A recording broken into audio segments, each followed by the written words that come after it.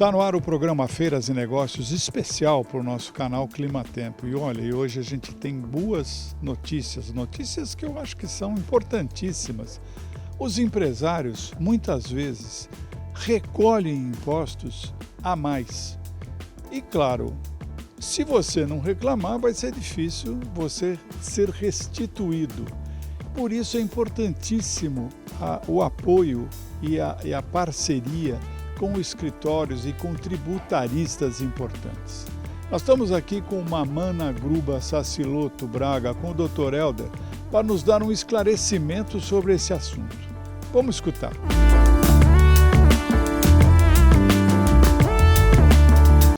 Olha, no momento da pandemia, exatamente na chamada retomada, muitas empresas têm as suas dúvidas, principalmente no aspecto jurídico. Nós temos o prazer de estar aqui com o Dr. Helder Braga, que é uma das referências no segmento do Mamana Gruba Saciloto Braga, do escritório que sempre nos dá um norte aqui da área jurídica. Dr. Helder, nesse momento, as empresas estão tentando se cobrir de possibilidades com os aspectos jurídicos da retomada. O que o senhor destacaria nesse momento que é muito importante?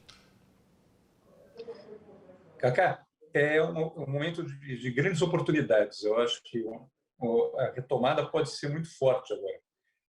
Mas tem um problema, as empresas estão descapitalizadas. A gente tem um sistema tributário muito atrapalhado, um sistema jurídico que não é o mais simples do mundo, e isso, às vezes, é muito ruim, mas, às vezes, oferece oportunidades grandes. Uma coisa que as empresas esquecem é que elas podem ter pago tributo a mais. É muito comum isso. Nossa legislação é complexa e as empresas erram para os dois lados. Às vezes, elas pagam menos, mas, às vezes, elas pagam mais. Nos últimos anos, ficou muito mais fácil recuperar esses tributos pagos a maior. Então, é interessante para as empresas que estão precisando se capitalizar procurarem bons advogados tributaristas para fazerem revisões tributárias. Existem grandes oportunidades. Tem que tomar cuidado, tem muito aventureiro na área, mas uma empresa séria pode achar boas oportunidades de recuperação de dinheiro, até com boa velocidade. Isso pode dar um fôlego a mais para as empresas se recuperarem e conseguirem aproveitar as oportunidades que o mercado vai disponibilizar nos próximos meses. A gente tem que lembrar que aqui em São Paulo, em mais uns 2 ou 3 meses, a maior parte da população de risco vai estar vacinada. E as atividades vão voltar rapidamente. Então, a mudança de uma coisa muito parada para uma hora de aceleração vai ser drástica. Esse é o momento de procurar recuperar qualquer dinheiro que esteja parado, que esteja perdido. É interessante também procurar renegociar dívidas, procurar colaboração com parceiros, às vezes com fornecedores que tiveram atrasos, porque se todo mundo trabalhar junto, a gente consegue recuperar isso mais rápido. Vai exigir um esforço comum aí. Eu acho que é hora de falar com o advogado. É engraçado, né? Porque esta história de que as pessoas, às vezes, não têm ideia que possam ter pago a mais em tributos, é um negócio maluco, né? Imaginar uma coisa dessa, mas é que as pessoas ficam tão preocupadas no seu dia a dia que muitas vezes tem lá um recurso importante para ser usado agora, né? É verdade, muitas vezes mudou a interpretação do governo ou dos tribunais sobre alguma coisa. Então, outras vezes são questões complexas mesmo. Tem muito tributo aqui no Brasil que é difícil de pagar. A gente paga errado sem querer. A gente faz toda a força do mundo para pagar certo e quando vem um fiscal acaba levando uma multa. Mas outras vezes o mesmo tipo de erro acontece contra o contribuinte. E o contribuinte tem uma reserva ali que o governo não vai se opor a devolver. São coisas relativamente simples às vezes. É importante olhar isso. É muito importante que neste momento da retomada as pessoas possam contar com isto, né? De uma maneira geral, Sim. Dr. Helder, os aspectos jurídicos agora são fundamentais. ter uma boa assessoria jurídica ao seu lado, as empresas, isso é fundamental neste momento. Eu acho que é sempre importante ter uma assessoria jurídica, mas esse momento mais do que nunca, né? Sabe, a gente é muito parecido com um bombeiro, né? Outro dia tinha um cliente meu falando isso. A pessoa geralmente chama um bombeiro quando o prédio está pegando fogo e ele vai lá, consegue apagar o fogo, o prédio já foi meio destruído e minimiza o dano. Mas se você chamar o bombeiro antes para verificar a instalação e ver se a instalação está bem feita, talvez você evite o incêndio, né? Ou se você chamar mais no começo do fogo, o dano vai ser muito pequeno. Então, o erro maior dos clientes é de esperar demais para chamar o advogado. É muito comum você colocar dinheiro na mão do cliente, você evitar gasto, você prevenir erros. E esse é um uso que o brasileiro não está muito acostumado a fazer do advogado. Procure antes o advogado, que nem aquela propaganda antiga da OAB falava. Evita muito problema antes de assinar um acordo, antes de assinar um contrato. Às vezes um detalhezinho que hoje passa despercebido, daqui a alguns meses, na hora de um confronto ou na hora de ter que renegociar o contrato, faz uma diferença enorme. É muito, é muito. A gente conhece bem esse lado e sabe que isso é muito complicado. Doutor Helder, muitíssimo obrigado pelo esclarecimento. Espero que a gente possa ter sido útil para as pessoas que nos assistam, tá bom? Claro, claro. Um prazer falar com você sempre, Cacá. Muito obrigado. Até mais. Muito obrigado e a gente continua. Até já.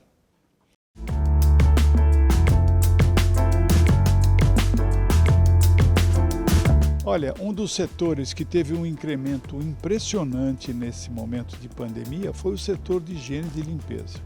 A ABIPLA, Associação Brasileira de Limpeza, de Higiene e de Produtos da Área, está aqui representada por Paulo Engler, que é o diretor executivo da associação. Vamos escutar um pouquinho sobre esse momento.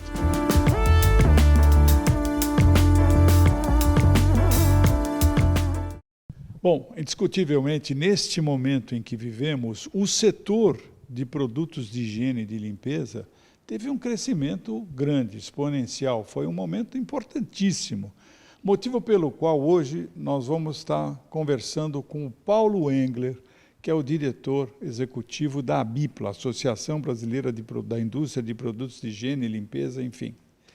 Ô Paulo, vocês tiveram um crescimento importante no primeiro semestre do ano passado. Confere isso? Confere. Muito obrigado pela oportunidade, Carlos. É importante que a gente fale sobre isso para o grande público, para que eles saibam o que aconteceu, né? Nosso setor já foi, tão logo começa a pandemia, já foi declarado como setor essencial, sem dúvida alguma, né? Limpeza, higienização das casas, escritórios e tudo mais. Então, o primeiro impacto foi um crescimento de produção de janeiro a julho na ordem de 5,9%, se comparado com o mesmo período de 2019. Foi um enorme desafio para todos nós. Agora, quando entrou no segundo semestre, teve uma queda, e que vocês atribuem isso à história do auxílio emergencial, é isso? Sim. O auxílio emergencial, sem dúvida alguma, ele trouxe um incremento de vendas que nós não imaginávamos. O auxílio emergencial de R$600, ele vigorou até setembro. E aí, no último trimestre, foi R$300. O fato é que a Nielsen, numa pesquisa, que inclusive foi divulgada pela Folha de São Paulo, ela constatou que 30% do valor do auxílio emergencial ia para a compra do produto de limpeza. Então, você imagina que até setembro, dos R$600, a pessoa usava 180 para comprar produtos para a sua casa, produto de limpeza para a sua casa. Com o corte de 50%, nós já tivemos aí um momento de inflexão do nosso crescimento, né? Mas ele foi de suma importância para nós, sem dúvida alguma. Mas, de qualquer forma, você acabou fechando o ano de uma forma boa, não é? Não teve a queda das outras indústrias, né? Se você comparar com a queda da indústria, segundo dados do IBGE, a indústria caiu 4,5%. Os dados do PIB ainda não saíram, mas a projeção é algo em torno de 5%, e nós tivemos uma manutenção, né, da nossa produção de 2019. Então, continuamos muito descolados do PIB. Né? Então, sem dúvida alguma, estamos muito bem, é isso daí. O teu setor é um setor super importante, né? Hoje ele tem um faturamento na ordem de quase 26 ou 28 bilhões de reais. Bilhões de reais, isso. E é uma coisa representativa, é um valor representativo. E também por conta dos empregos gerados com carteira assinada. Me parece que você tem um volume grande, né, de quase 60 mil pessoas, é isso?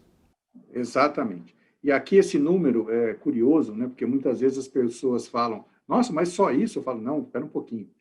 Eu estou falando exclusivamente das pessoas que trabalham dentro da indústria de produtos de limpeza e estão registradas. Eu não estou falando do reflexo da onda que isso causa, né? Exatamente. Então, são quase 60 mil empregos de carteira assinada em todo o Brasil, e o saldo de 2019, o saldo de 2020 continua positivo. Nós tivemos mais contratações que demissões. O que eu acho que é importante, Paulo, que eu acho que vocês, claro, apregoam isto, e é com certeza uma forma muito coerente de disseminar essa informação. A vacina está aí, ela já está entre nós. Porém, a história da desinfecção e da limpeza, ela vai ter que continuar com vacina ou sem vacina.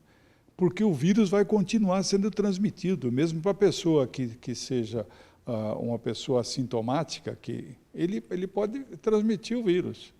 E, então, é fundamental que o produto de limpeza veio para ficar, veio para consolidar isso, não foi? Sem dúvida alguma. Nós temos duas convicções.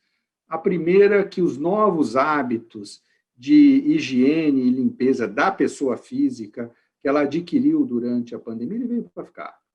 Você vai passar o restante da sua vida lavando mais as mãos, utilizando o álcool em gel, desinfectando a sua casa, a sola do sapato, coisa que, de fato, a gente não tomava esse devido cuidado, e os escritórios, maçanetas, enfim, e tudo mais. Isso veio para ficar, isso é uma boa notícia para a higiene, para a saúde pública, e, sem dúvida alguma, isso trouxe um incremento para o nosso setor. Nós estamos adquirindo, inclusive, hábitos orientais, né? De chegar na porta de casa, tirar o sapato e não entrar de sapato dentro de casa de jeito nenhum, que faz parte do protocolo de higiene, né? Que é fundamental.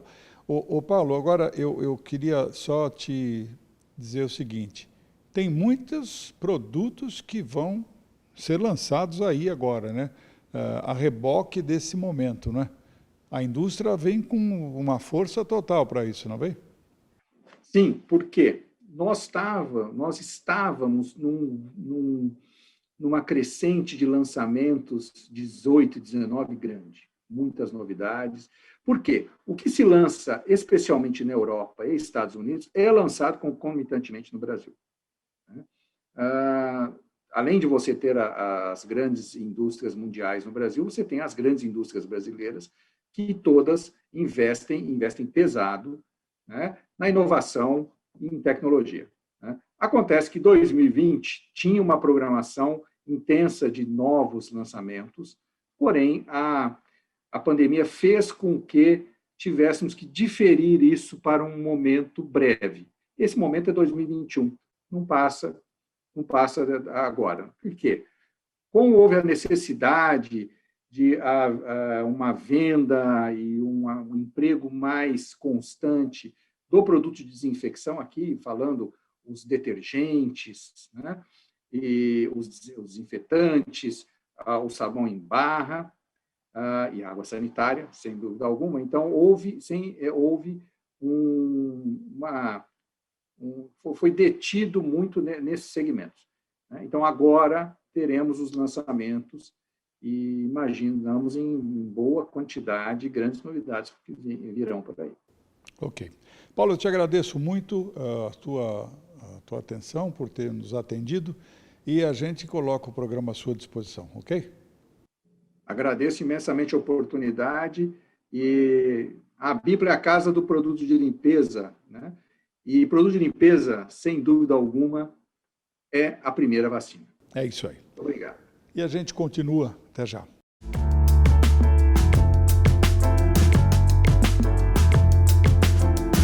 Bom, e a gente vai rever agora alguns bons momentos do Feiras e Negócios. Fica com as imagens. Vamos lá.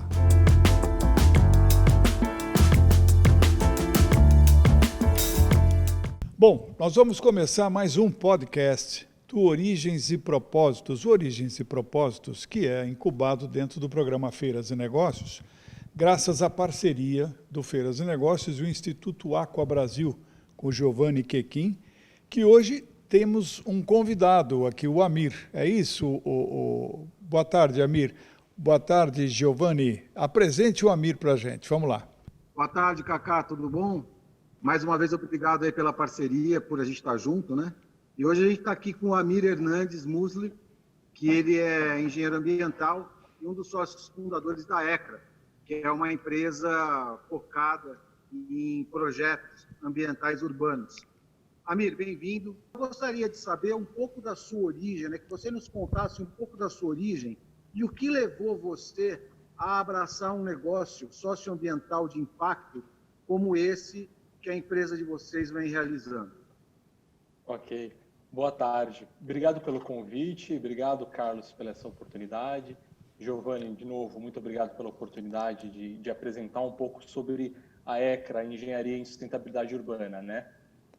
Pegando o gancho, Giovanni, o meu background ele vem de trabalhar em projetos de socioecoeficiência, né? Então, na época da BASF, na Fundação Espaço Eco, eu desenvolvia trabalhos lá voltados para esse tipo de análise, entender como que eram processos, produtos, projetos, né, que tivessem esse impacto na vida das pessoas e na indústria, no comércio. Então, a origem e o propósito de tudo isso, eu trabalhei lá durante 5 anos, né, e me tocou muito essa questão da gente trazer um impacto real para as cidades, né, e principalmente para as pessoas, para que a sustentabilidade fosse algo tangível, não fosse algo só no imaginário ou não fosse algo que só o governo deveria fazer ou só as empresas deveriam se preocupar, tá? Então, a gente, aqui em alguns sócios, a gente juntou essa ideia de falar, bom, as lajes das cidades, elas não poderiam ser produtivas, elas não poderiam ser melhor utilizadas do que só uma área de vedação. Então, a gente fez um estudo, uma série de análises, a gente viu que tem algo em torno de em parques do Ibirapuera, se a gente for extrapolar, né, aquela área imensa do Parque do Ibirapuera, na cidade de São Paulo a gente tem o equivalente a 383 parques do Ibirapuera como lajes e coberturas, né, telhados. Então, um número imenso que a gente viu. Bom, o que a gente faz com isso? Então, a nossa origem foi estudar a questão da laje verde, ver o que existia no mercado e se aprofundar. Então, como engenheiro ambiental, eu fui trazer essa capacidade analítica da ecoeficiência para a questão tangível da agronomia, da agricultura.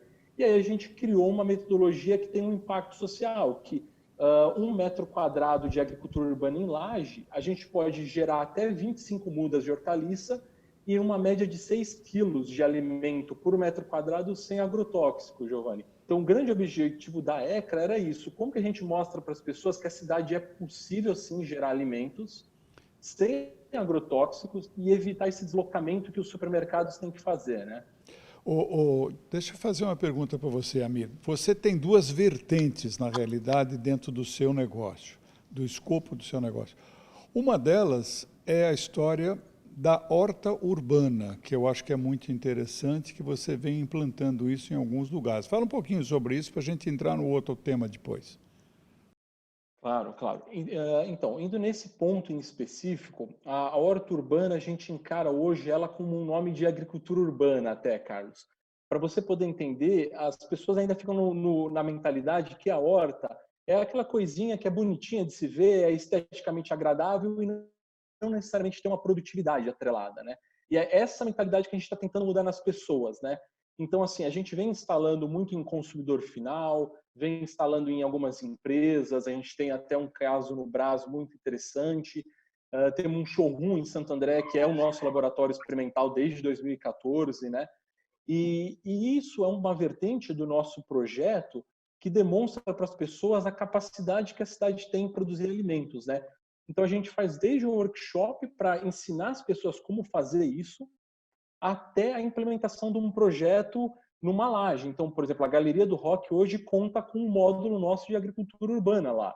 Lá eles têm um projeto muito bonito, o Jardim do Rock, que a gente está implementando para aumentar a questão de produção de alimentos, né, no local. E isso cria duas possibilidades. Que um edifício pode gerar recursos e alimentos e até uma fonte de renda, e também gerar a capacitação de mão de obra. Ou seja, pessoas que estão interessadas em aprender ou que têm um nível escolar que é baixo, esse é um projeto que possibilita que elas aprendam, porque ele é democrático.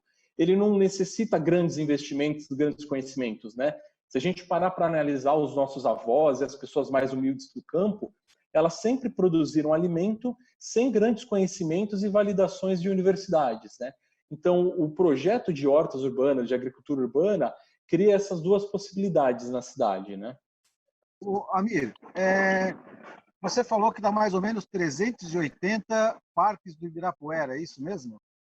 Isso. É uma área enorme, Giovanni. Para você ter uma ideia, isso aí é a área ociosa, entre coberturas, lajes, telhados, tudo em cima de prédios e residências na mancha urbana de São Paulo. É muito legal, isso é muito interessante, é muito forte esta ajuda, né, que o meio ambiente terá com estas soluções. São soluções. Agora, você tem uma outra solução interessante chamada Dog Grama. O que é isso, essa outra vertente? Legal. Então, esse ponto, ele fica um pouquinho diferente da empresa, mas ele ainda parte do mesmo conceito, né? A gente tem um ramo da eco-engenharia que é focada para a questão da sustentabilidade no mercado pet. Então, quando a gente começou a desenvolver muitos projetos de laje verde, a gente deparou com uma dor de moradores e uma dor de condomínio, que era assim, olha, eu quero ter um gramado para o meu cachorro utilizar, para eu não ter que andar com ele na rua à noite, que é perigoso, para o meu cachorro ter mais contato com a natureza. E aí, onde as dores convergiam, né? O condomínio não conseguia manter um gramado verde, vivo, porque, naturalmente, quando o pet utiliza como banheiro, a grama amarela morre e ele tem que substituir o gramado, né? E o consumidor final não conseguia, porque ele fala assim, eu não consigo plantar grama na minha varanda, na minha sacada, na minha laje, né? Então, a gente modulou isso num gramado chamado Dog Grama, que tem 60 por 40 de dimensões, né? Se você juntar 4 módulos desse, forma-se 1 metro quadrado. E a gente consegue fazer projetos de pet place no condomínio para que você tenha módulos de grama. Ou seja, o cachorro utilizou, o módulo estragou, ele cavou, você simplesmente pega um módulo, retira ele, coloca um módulo novo e você tem um gramado uniforme verde pronto para uso. E a mesma coisa para o consumidor final. Na varanda dele, ele não tem como desenvolver um gramado para ele ficar verde e bonito. Ele tem que pegar um gramado pronto, colocar e sair usando. Então, o módulo ele já vem todo desenvolvido. Então, a grama verde, a grama bem enraizada, ela vem num módulo de tecido, ou seja, ela já está com a drenagem embaixo pronta e ela já está com toda a adubação necessária. O cliente basicamente coloca em cima do piso, próximo a um ralo, e sai usando, deixa o cachorro utilizar e basicamente irriga todo dia. O módulo ficou feio, o módulo estragou, você consegue retirar o substrato e o gramado, mandar para compostagem ou utilizar na jardinagem, e as partes geotêxteis você consegue mandar ela para reciclagem. Então você tem um produto que você utiliza ele intensamente quando é como banheiro durante 2 meses, e aí você termina de usar ele, não é como uma fraldinha que toda hora você fica jogando fora, todo dia você descarta. Você faz um descarte separando, segregando ela. E um outro ponto, que é o que mais levou a gente para esse mercado pet, é que a gente também sentiu uma dor do cliente. Ele fala assim, olha, eu chego em casa e tem odor de xixi, de fezes, para tudo que é lado. Como que eu lido com isso? Então, quando você tem um gramado e o cachorro faz lá, você ameniza isso. Parte desse odor da urina, ele é absorvido pelo nosso substrato, pelas raízes, né? Então, isso facilita um pouco a dinâmica do consumidor final, do cliente que compra o Dog Grama, né? Além de ser algo natural para o cachorro, ele instintivamente reconhece como uma área de descanso, uma área de lazer e uma área de banheiro, né? Então, cada cachorro com a sua psicologia dá um uso próprio para o Doggrama, né? Então, assim, Carlos, respondendo a sua pergunta, é uma vertente que leva a gente um pouquinho diferente do mercado das hortas urbanas e da construção civil, leva a gente para um mercado pet, mas os conceitos da sustentabilidade eles continuam vivos, que é repensar o uso, repensar os produtos e achar uma função para eles que seja mais inteligente do que um descarte diário, né? Muito legal. Eu não posso colocar isso aqui na minha casa porque o meu cachorro vai comer tudo. Mas, de qualquer maneira, a ideia é maravilhosa. Me diz uma coisa, qual os próximos passos, os próximos projetos que vocês pretendem implementar a curto ou a médio prazo? Legal. Então, quando a gente olha para curto prazo, Giovanni, está um pouco complicado com a questão do Covid, né? Então, ele mudou todos os nossos planos de um ano, né? Então, assim, vamos jogar essa fronteira um pouquinho para o médio prazo, né? Então, a nossa ideia é começar a ter um showroom em São Paulo e mais algumas lajes, né, com a agricultura urbana, para espelhar muito o que está sendo feito lá fora em Paris, que está saindo agora muito da agricultura urbana em lajes. É uma expertise que a ECRA já tem desde 2014 e que já traz para o mercado, né? Os nossos próximos passos agora é consolidar a parceria que a gente tem na Galeria do Rock, consolidar o paisagismo, reconhecendo a agricultura urbana como parte fundamental dela nos condomínios, nas incorporadoras, nas construtoras, né? Para mostrar para as pessoas que é produtivo uma laje, ela tem uma alta produtividade. O próximo passo do Doggrama também é a gente conseguir expandir a produção dele, porque com a pandemia a gente está tendo um aumento de demanda no uso do Doggrama e interesses em condomínios para criar pet place neles, então a gente precisa fazer essa expansão da nossa produção, tá? E aí o próximo passo nosso como ECRA, como engenharia em sustentabilidade urbana, é conseguir compreender o que mais a gente traz do paisagismo que as cidades precisam de sustentabilidade, ou seja, a laje verde, né? Como a gente integra ela mais com a questão da fotovoltaica, com a questão do tratamento de água das chuvas para você fazer uma reutilização ou uma utilização na irrigação, né? Então, esse é o caminho que a gente está indo. Mais a longo prazo, a gente está olhando muito, Giovanni, para a questão do poder público. Como que a gente trabalha junto com vereadores e com a iniciativa do primeiro setor para falar e as políticas de incentivo, como que a gente pode fazer isso junto, né? Então, esse trabalho institucional também é o que a gente mira, tá, Giovanni? E, obviamente, muito forte continuar com as construtoras, com as certificações WELL, FitWell, para mostrar que a agricultura urbana gera alimento e gera recurso. Ela não deve ser encarada como, eu vou atender uma certificação e vou pôr só uma hortinha num cantinho. Não, não. Eu vou fazer um negócio que vai produzir alimento. Eu vou gerar aí 25 mudas por metro quadrado. Eu vou conseguir gerar, para você ter uma ideia, em 30 metros quadrados, em um ano, você pode gerar até 400 quilos de alimento. Então, assim, me diz se isso não é algo que pode fornecer insumos para uma família ou para um condomínio, né? 30 metros quadrados, não é muita área que a gente está falando, né? É uma área de cobertura. Então, brevemente, esses são os nossos próximos passos, tá, Giovanni? Tchau, Amir. Tchau para todos e a gente continua. Até já.